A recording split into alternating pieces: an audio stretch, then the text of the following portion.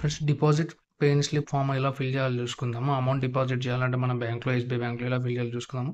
So, ఇక్కడ మనకు date కనిపిస్తుంది కదా! సో, మీరు ఏ రోజైతే డిపాజిట్ చేస్తున్నారో అమౌంట్, సో, ఆ రోజు డేట్ అనేది మనది ఈ సెక్షన్‌లో ఎంటర్ చేయాలనమాట.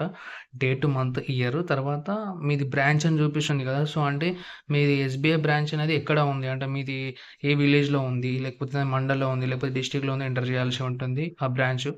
తర్వాత ఇక్కడ మీ యొక్క ఈ బాక్స్‌లో అయితే మీ యొక్క అకౌంట్ నంబర్ అనేది ఫిల్ చేయాలి. ఫిల్ చేసిన తర్వాత దీని కింద మనకు నేమ్ అని చూపిస్తుంది. నేమ్ అని ప్లేస్‌లో మీ యొక్క నేము.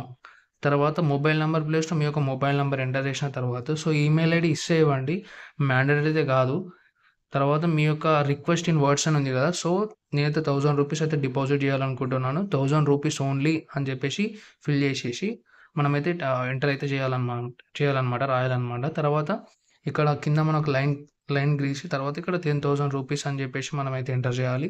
తర్వాత సిగ్నేచర్ ఆఫ్ ది డిపాజిటర్ ఉంది కదా! సో, ఎవరైతే అమౌంట్ డిపాజిట్ చేస్తున్నారో సో, బ్యాంక్‌లో వాళ్ళ యొక్క సంతకం అనేది ఇక్కడ ఉండాలి.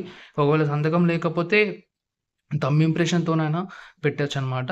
తర్వాత లాస్ట్‌కి మనకి ఇక్కడ వచ్చేసేసి పాన్ కార్డ్ అని అడుగుతుంది కదా! సో, మనకి పాన్ కార్డ్ అనేది అబోవ్ 50,000 పైన మీరు డిపాజిట్ చేసినట్టయితే పాన్ కార్డ్ ఇవ్వండి. లేదంటే అవసరం లేదు. వాళ్ళు అడగరు కూడా. సో, అబోవ్ 15,000 ఉన్నవాళ్ళు పాన్ కార్డ్ అయితే ఎంటర్ చేయండి.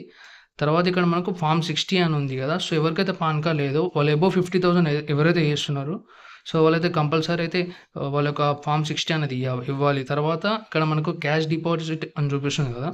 సో, ఇక్కడ మనకి డినామినేషన్ ఎంటర్ చేయాలనమాట. అంటే ఇప్పుడు మీ దగ్గర రూ. 1,000 ఉన్నాయి. రూ. 1,000లో 500 నోట్స్ ఎన్నున్నాయి, అదేవిధంగా 200 నోట్స్ ఎన్నున్నాయి, 100 నోట్స్ ఎన్నున్నాయి, ఏం లేకపోతే 0 అని పెట్టుకోండి. సో, నేనైతే ఎంటర్ చేసుకున్నాను డినామినేషన్. తర్వాత ఇక్కడ సైడ్‌కి మనకి అంటే సైడ్‌కి ఎంటర్ చేయాలనమాట. ఎంత అవుతాయి టోటల్ అని చెప్పేసి. ఎంటర్ చేసిన తర్వాత సో, ఇక్కడ మనకి కింద కూడా టోటల్ అని చెప్పేసి ఎంటర్ చేసి తర్వాత మనకి లెఫ్ట్ సైడ్‌కి వచ్చిన తర్వాత సో, సేమ్ అనమాట. మనకు బ్రాంచ్, డేట్ అదేవిధంగా అకౌంట్ నంబరు, నేము, తర్వాత మొబైల్ నంబరు, తర్వాత అమౌంటు, తర్వాత రూ. 1,000 ఓన్లీ అని చెప్పేసి ఎంటర్ చేసిన తర్వాత అమౌంట్ ఎంటర్ చేసి ఇక్కడ ఏం చేయొద్దనమాట. సో, ఇది పాసింగ్ ఆఫీసర్ చూసుకుంటారనమాట. ఈ విధంగా మనం డిపాజిట్ ఫార్మ్ అయితే ఫిలప్ చేయొచ్చు. Thank you friends. Have a nice day.